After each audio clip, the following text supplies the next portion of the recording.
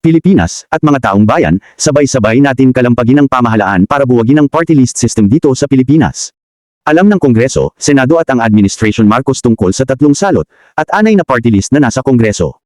Pero nanatili silang nagbulag-bulagan tungkol sa isyu na ito. Hanggat itong tatlong party list na kasapi ng CPP, NPA, NDF ay nasa Kongreso ay nanatili tayong niluluto sa sariling nating mantika. Ang party list system ay binubuo ng dating President, Cory Aquino, para mananatili silang mamayagpag ang kanilang presensya sa pamahalaan dito sa ating bansa. Ang mga kasapi ng party list na rebelde at NPA ay patuloy pa rin silang kumukuha ng pera sa kaban ng bayan para suporta sa kanilang kilusan sa pamamagitan ng extraordinary expenses.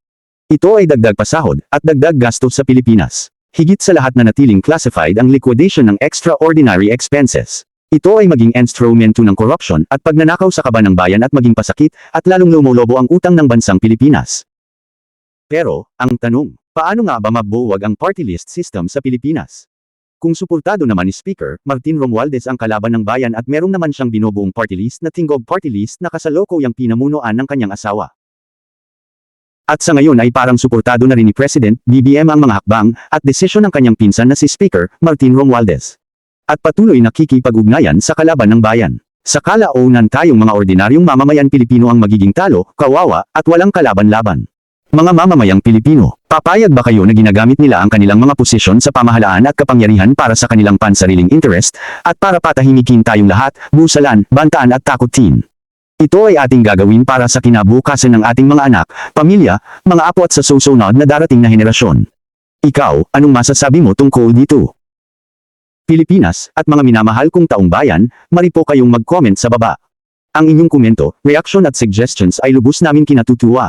Sa pamamagitan ng inyong komento, reaction, at suggestions ay nagkakaroon tayo ng pagkakaisa para ipaglaban ang ating mga karapatan. Paki-share ang video ito para aware ang lahat ng taong bayan. Share ng share lang tayo bilang protesta, at hanggat aabot sa kinauukulan at mapuno ang kanilang screen. Huwag mong kalimutang mag-subscribe sa YouTube channel, Partneil TV channel, at Partneil TV channel 2. And follow my FB account, Twitter, Instagram, at TikTok. Taos-puso akong magpapasalamat sa inyong walang tigil na suporta. Again, thanks for watching. Thanks for watching. Please subscribe me YouTube channel. Follow, like, comment, and share.